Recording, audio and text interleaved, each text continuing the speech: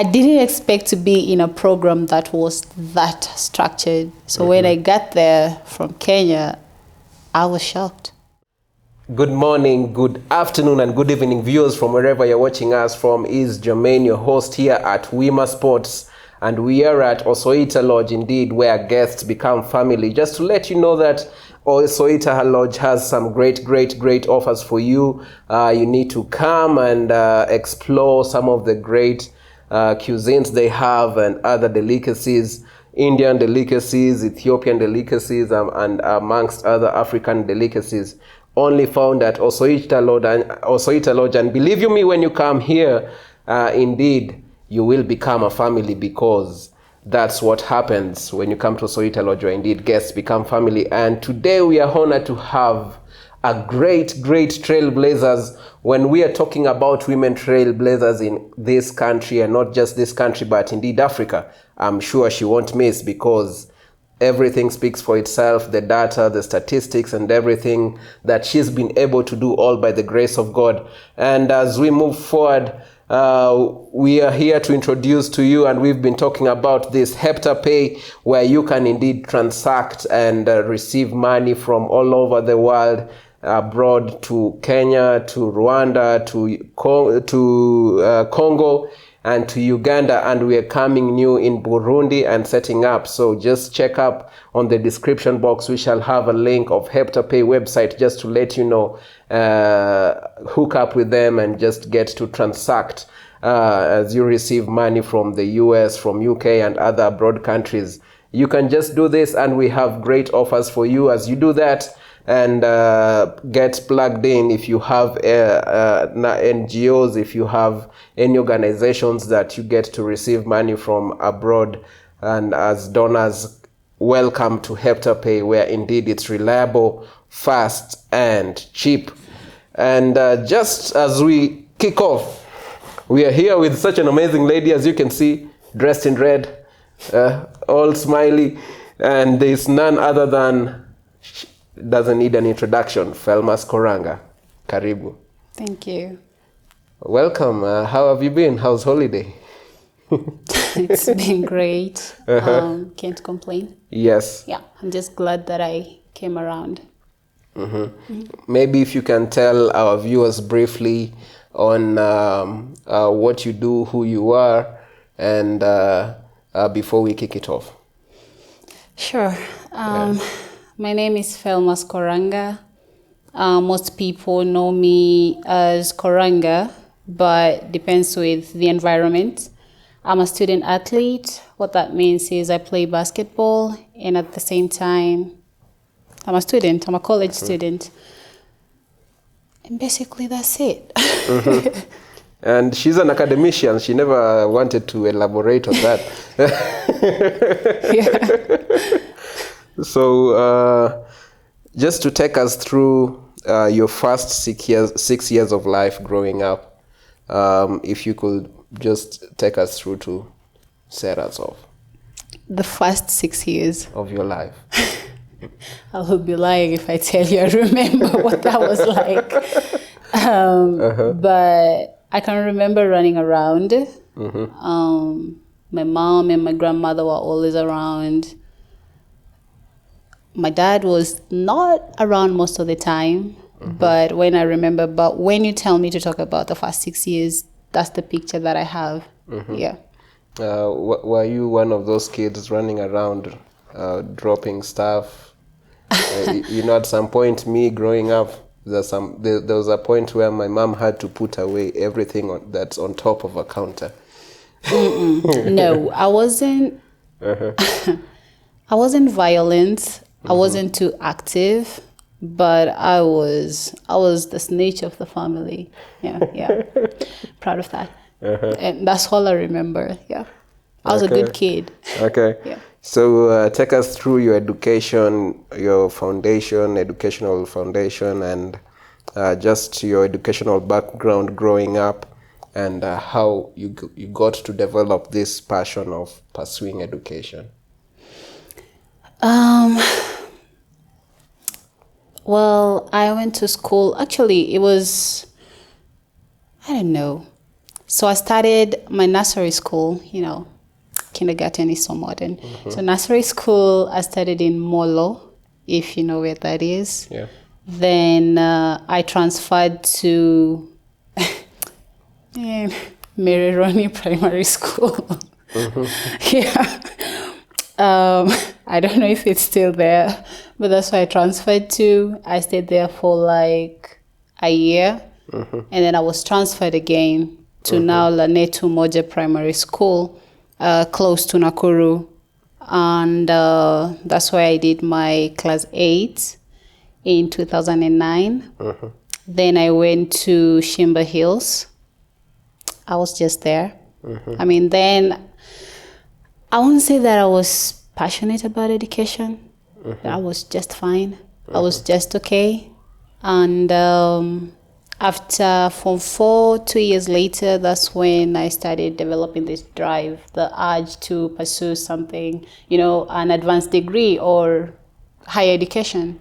And that's how it all started. Yeah, and how is it going so far?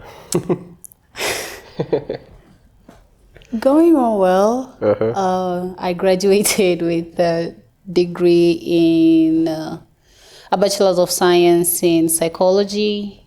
That was last year in December. Right now I'm working on a Master of Science in Clinical Mental Health Counseling. Yeah. So speaking of mental health, before we get to mental health and sports athletes and everything, just take us through at what point did you receive news of being scouted overseas? That was the first time was in 2016. That was the first ever scholarship that I received. I can't remember the school name, but it was somewhere in California. But, things didn't work out. Then in 2017, I received a couple more scholarships. I didn't travel. A lot of things happened in between, and I did not travel. Then in 2018, I received 2 more. And that's how I ended up going to Tyler Junior College. All that was made possible by Taudensia. She's someone I went to school with, high school. She was my teammate. And she recommended me after she graduated at Tyler. Yeah. Yeah, just to draw you back a little bit. So when was sports first introduced to you growing up? Sports first introduced to me before I was born. Wow.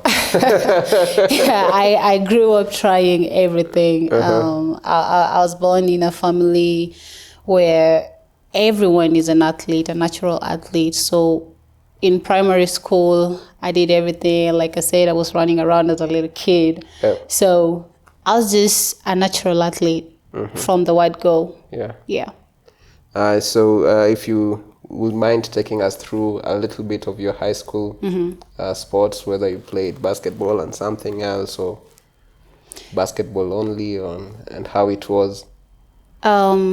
In high school, I tried to do track a little bit. I did netball, which was so boring. I mean, I'm sorry, but I couldn't hit or block. You couldn't get too aggressive. And basketball, yeah, those were the only things I tried. I tried a little bit of volleyball too, but I broke something in my back and quit.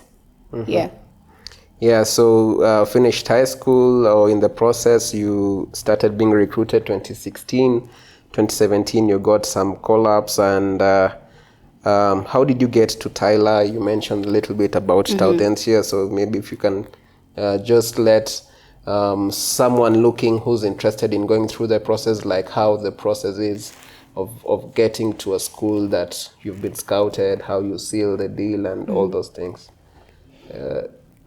Actually, it's not a hectic process. Many people think it's hectic, think about being recruited, going to a whole different world or very far away from home.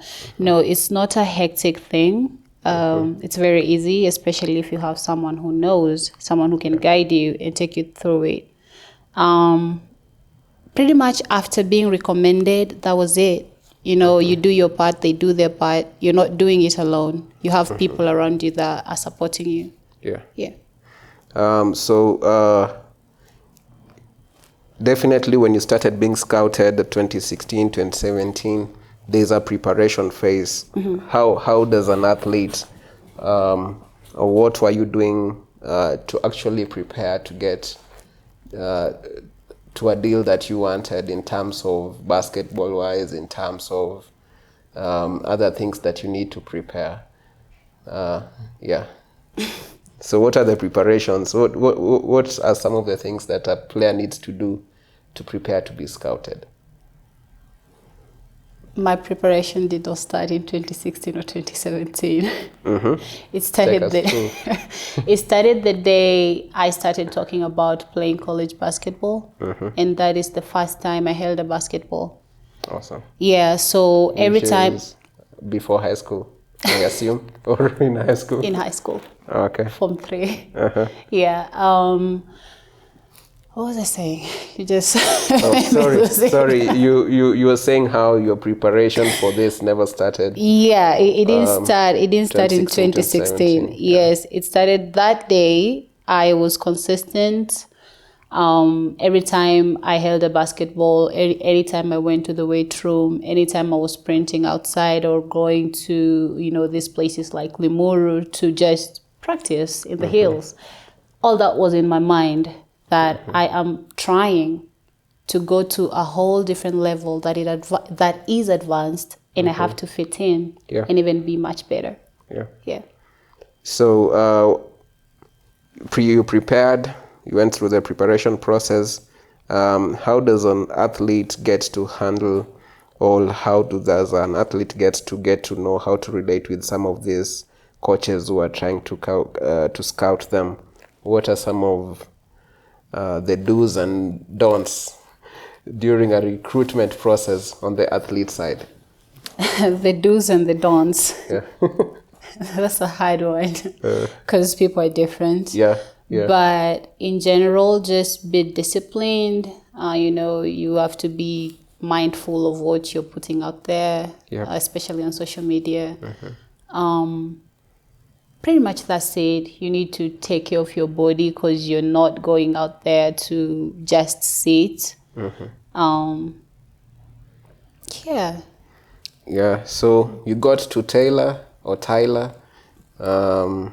and what was going through your mind while you were at Tyler in terms of taking it to the next level, academically, basketball-wise? If you can just take us through your time in Tyler. Because you had a couple of accolades there. Yeah. When I first got there, I didn't think I was ever going to play. Why so? This is a very wrong statement to say, but I was like, well, I'm from Africa, and, especially from Kenya, I'm not sure I was aware of anyone who, I think I knew of a couple of people, but I wasn't sure what they did. Yeah. And it was in my head that, okay, I'm here, that's all that mattered. Yep. I didn't think I was ever going to play until the season started, until we started workouts and all that. That's when I was like, okay, now I'm here and I need to take it to the next level. I need to show people that actually we in Kenya are good. We just need to be given a chance. Yeah. And that's how everything started. Yeah, so I imagine you started playing maybe mid-junior high school. And and I imagine what could have been different if you started primary or lower primary. Does that make a factor, or make a factor on how far we athletes in Kenya can go or can get better to competing at world class levels? A very huge difference. Because you see, most of these countries that are really good, they don't start at 16 or 17 or 18. They have these. I mean, I'm happy and really grateful for people who are really trying to set these developmental schools and programs back at home. But what if we had those from 5 years old? You know, because out there you will walk somewhere and you'll come across a 5 years old. I mean, a 5-year-old or a 7-year-old who's really good, skilled, and you're asking yourself, where? What are we not doing that we need to start doing? You know, they have those things. So if I started at that time, we never know. Maybe I'd have been in the big league. Maybe. Yeah. But we still appreciate the far life made it happen. And indeed, it's part of your journey and story.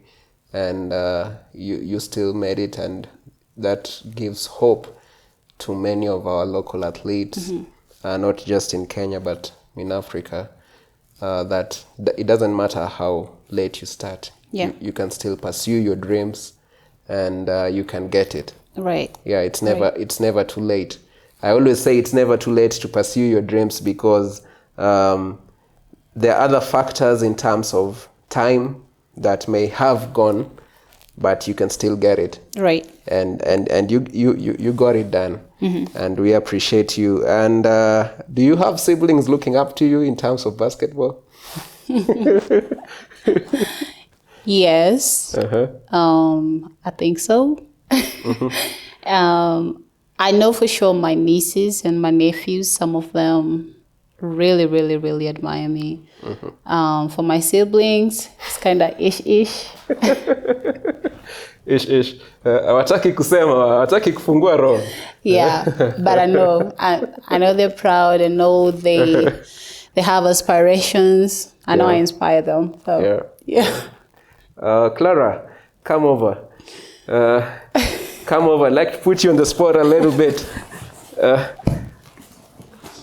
You can sit between us here, and so viewers, this is Clara. She's Felma's younger sister. I won't say by how many years, but she's really skillful, really doing things with great things with the Swish basketball. So what inspired you to play basketball, or who or whom? Well, actually, basketball has been a game I've been playing since I was a kid because of them.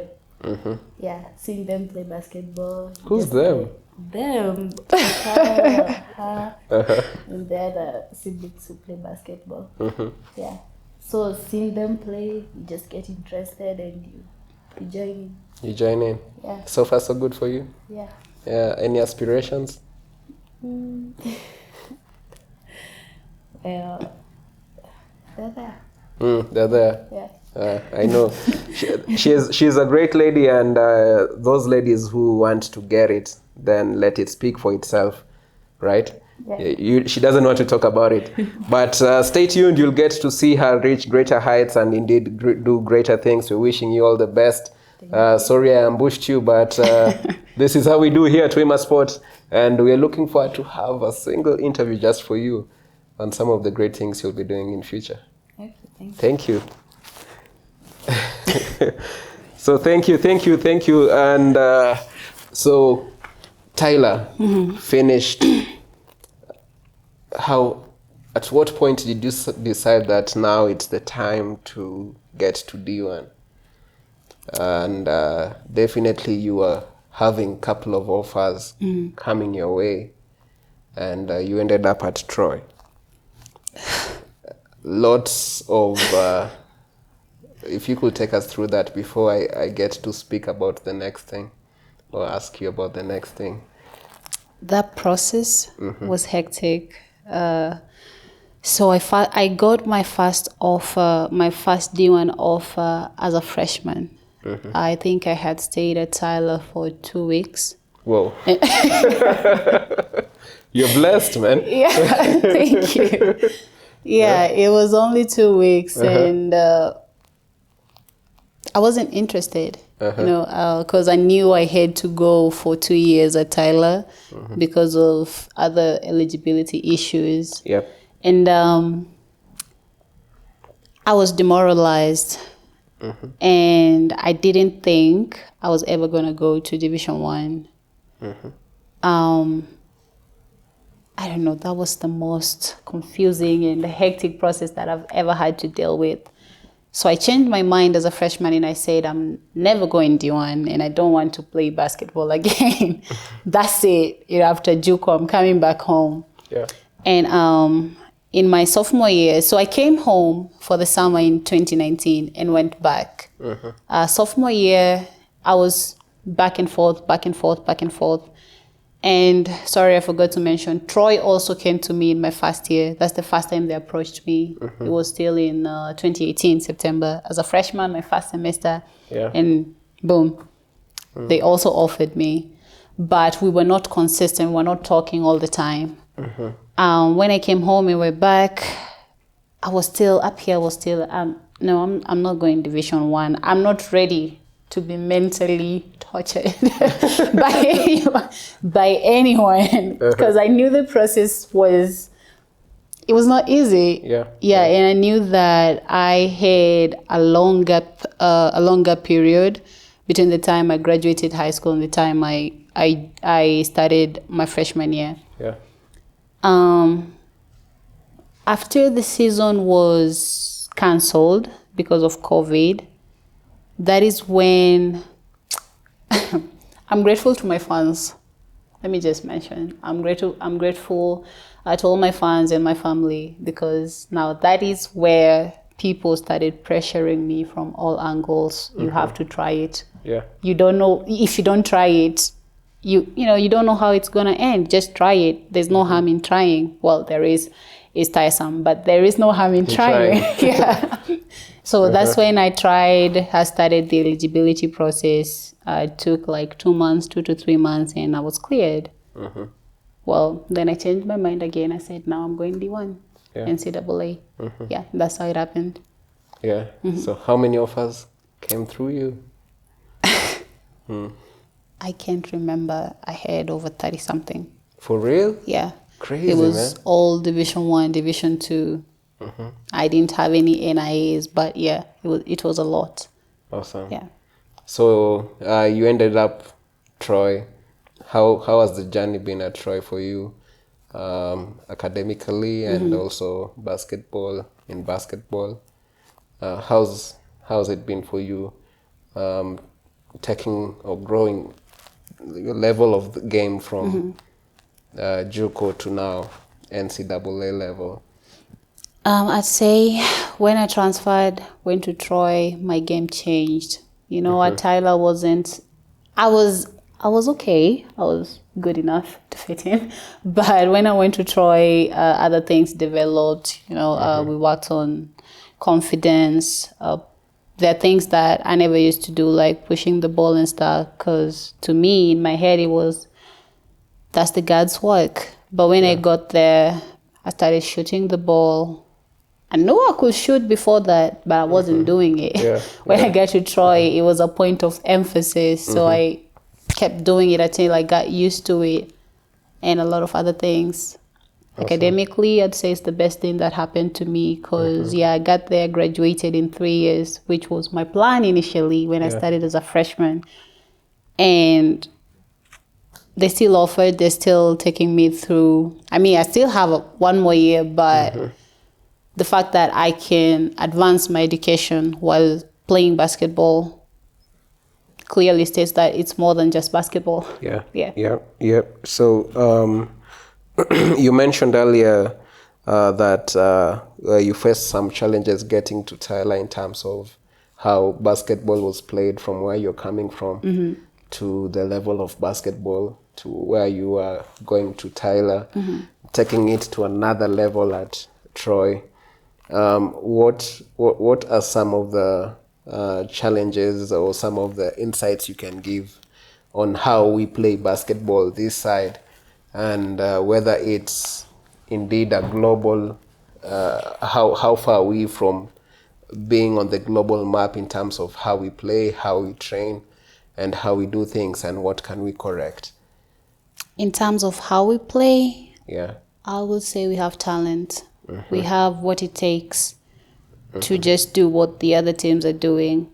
In terms of how we train, we are, maybe I'd give it a 2 out of 10. It's terrible. In terms of how we prepare for international matches, I don't want to say pathetic, but I already have. It's bad. I'm sorry. Yeah, and I think we have a long way to go. We'll say for my case and the people that I know, like my siblings, we don't even wait to be trained by the coaches and stuff. Yeah. We work on our own because we already know we won't gain 50% of what we want to gain. We won't get there if we are dependent on what is being offered only during practice. But if you work on your own, you by all means you'll get where you want to be. So for us to be ranked somewhere, I think it's a combination of efforts. Yeah, it will include the government, the coaches, everybody. Yeah, it's not just the players or just the coaches or just the federation. No, it's everybody. So everybody to come together. It's a whole process. Yeah. So I'd like you to speak specifically on one part of the team that makes that succeed, which is the players' side. What advice can you give to players who are looking up to being recruited overseas, and also just players who are playing locally and really want to take their game to the next level? If you could share some of the things that they need to do to get better by themselves first, before getting to team training and all those other things. Well, I know there's a lot, but you can just give us 10 minutes of that. I don't mind. Well, or even less. yeah. Let me not pressure you, even less, as you wish. I think the best thing or the best statement that I can use on that is find your motivating factor. That thing that gives you the motive or the drive to keep on pushing. Yeah. If you find it, then you will be able to do all these other extra stuff. You know, if you find that, you will sacrifice, you'll be disciplined. And discipline is not just, I'm not going to talk back to Jermaine because he's older than me, or it's discipline. If I said I'm going to run 10... You just had to pick my age, eh? I wasn't specific. No, I'm joking. Yeah. If you say that you're gonna go for 10 laps, maybe you have a to-do list and you have 10 laps, you have maybe 300 shots in an hour or 30 minutes, I don't know. And you have maybe a weight room after that, weightlifting. You have to make sure you do them without anyone supervising you. Just go out there and do it. And you will not be able to do it if you don't have that motivating factor, that thing within you that's forcing you to do these things. Yeah. Awesome. So what are some of the challenges faced playing overseas? A few that you'd like to talk about? Well, a lot. And how you overcame them. Just pick 3 and how you overcame the 3. Well, there are a lot of challenges. Yeah. Psychological. You're really far from your family, you know, and you need to adjust and all these things. It's not easy. So when I started as a freshman, I'd say my first 2 years were really tough. I used to get and feel homesick a lot, to a point where, well, it was hard. Let's just say it was hard and carry from that point. It was really difficult. Physical challenges, injuries. I had 2 major injuries that are disturbing me to date. Well, they were really bad then, but they worked on them. Now they're manageable. I think those are the only things that threatened my career. Other than that, I'm good. Yeah. Awesome. So, did you face any cultural shocks and some of this stuff that affect student athletes when they go overseas or change schools, or even professional athletes who go to different countries? I wouldn't say that, the basic stuff are just language barrier and stuff, but we could understand each other. Food, those are just the basic stuff. It was just okay. Yeah, I'm kind of used to it right now. Discipline and the structures, I did not expect, I didn't expect to be in a program that was that structured. So when I got there from Kenya, I was shocked. Yeah, I was impressed and shocked and amazed and all that. Yeah. Takeaways from such structures, and any takeaways that has impacted your life to date? Oh yeah. Yeah. I like things that are structured today. Yeah, because I see how it works. It's smooth. You know who to hold accountable when things are not going the way they're supposed to go. Yeah. Awesome. So, in the process, last 2 years, I think BAL was founded in Africa, and what we've been having Kenya compete, and we've not been able to go to the next phase.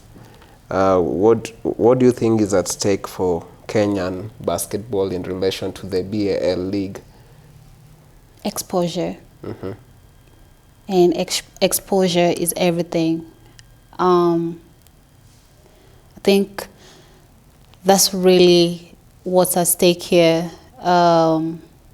We want to perform in international levels, but we can't do it without exposure. And if we have this opportunity and we're not using it well, then that's it. We don't learn. Yeah. So we need to learn and get better. Of course, the more you go, the more you get better. It's not just the players that learn; everybody learns. True that. Yeah. Including those who set up structures. You need to set up structures that are working, and we are all responsible for that, definitely, as Kenyan basketball. And not just Kenyan basketball, there is sports, and we get to compete in different levels of, including Commonwealth, that's just ongoing. And we'd like to give a shout out to Joseph Okal. I know he's preparing.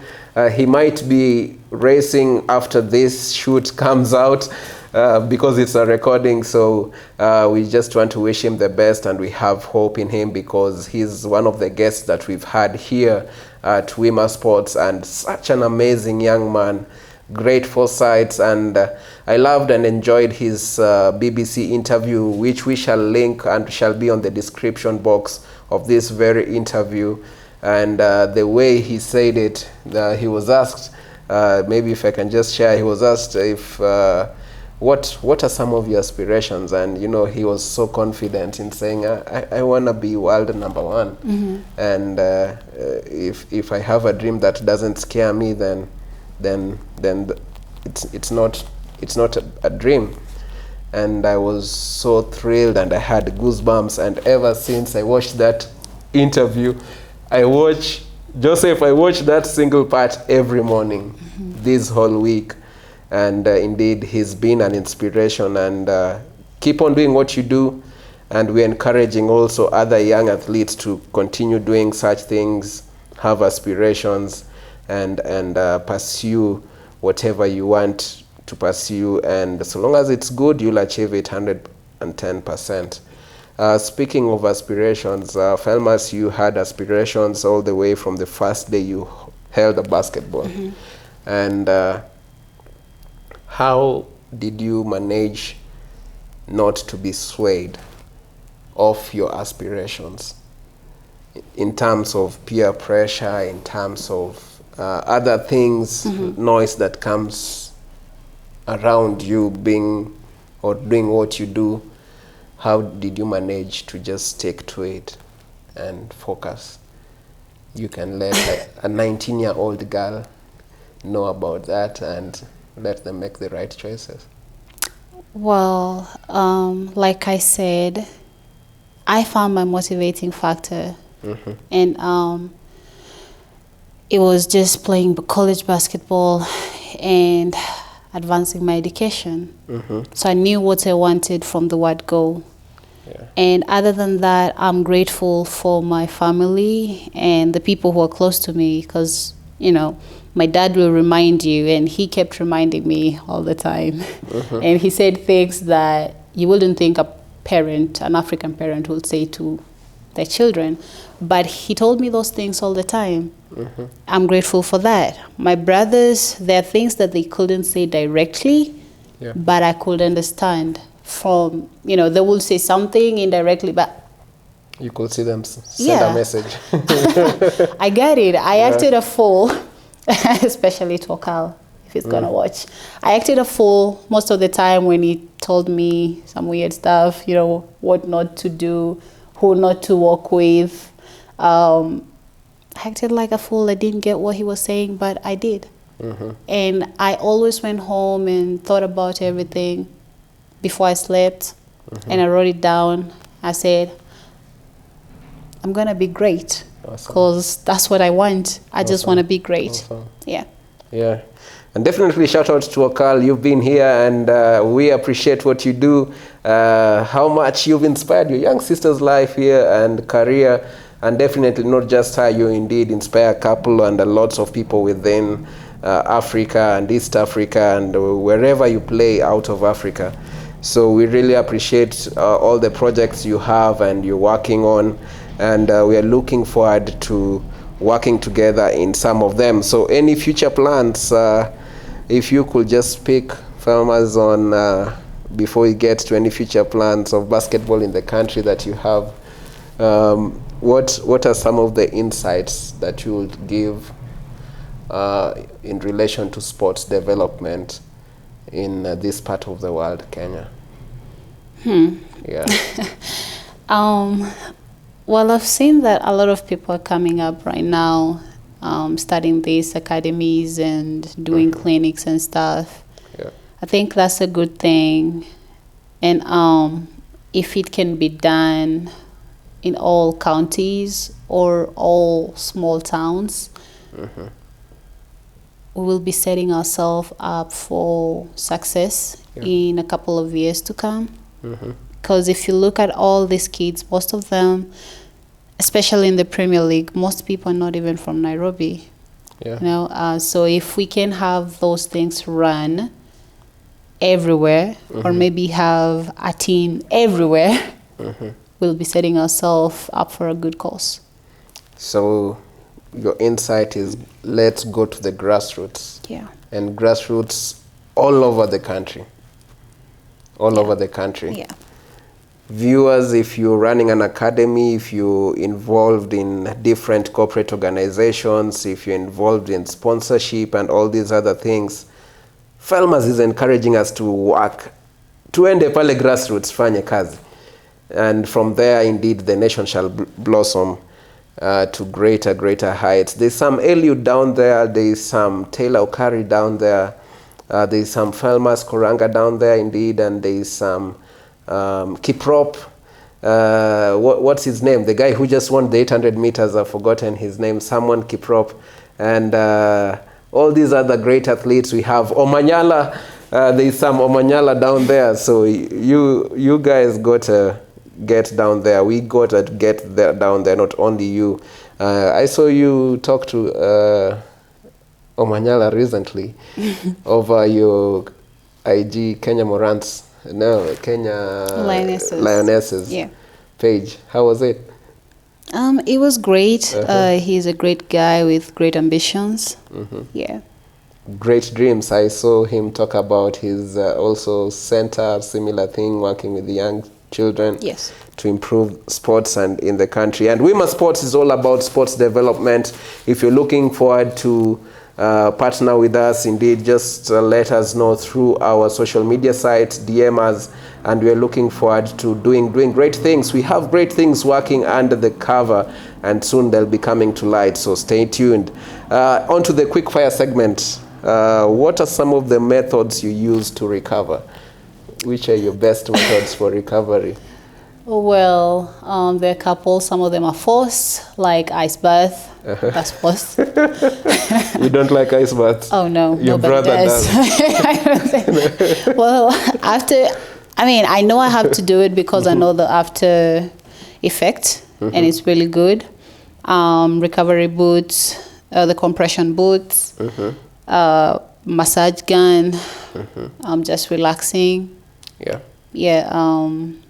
What else? I feel like I'm leaving something out. No, I'm not. Acupuncture. Oh, and that too. Yeah.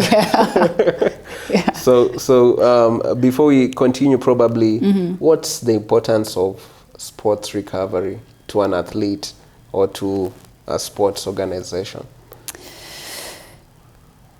To have high functionality, you just have to do the right things to your body, and that includes recovery. Yeah, you can't play for 30 to 40 minutes or practice, have 3 sessions of practice at the same time you're going to class. So, you're physically tired, mentally exhausted, and just go and continue putting toxic stuff still in the same body. Yeah. You'll get tired. You'll break down. Yeah. Yeah. Mtaita breakdown ikuje iwavute. Iwavute. Yeah, it can't work. It can't work that way. So recovery is really, really important. Yeah. For physical, for high performance. Yeah. For high performance. Yeah, and viewers, indeed, this show has been powered by East Tech Services and Supplies, your #1 sports recovery center, where we have all couple of recovery equipment for you. You can link with us so that we get to deliver some to you. We deliver, we hire them, we lease them, and as you wish, we shall be here to serve you. East Tech Services and Supplies, your #1 sports recovery shop. And which is your best sports documentary? My best sports documentary, my life. Your life? Yeah, that's my best sports documentary. Wow. Yeah. Awesome. Taking notes. Your best sports athlete in the world, and why? Can be local, can be international. Best sports athlete in the world. Best sports athlete in the world. Well, let me be selfish. It's my dad. Wow. Yeah. Is this someone you look up to? Yes, ever since. Yeah. Would ever you like since. to say something to him? I'm gonna cry if I do.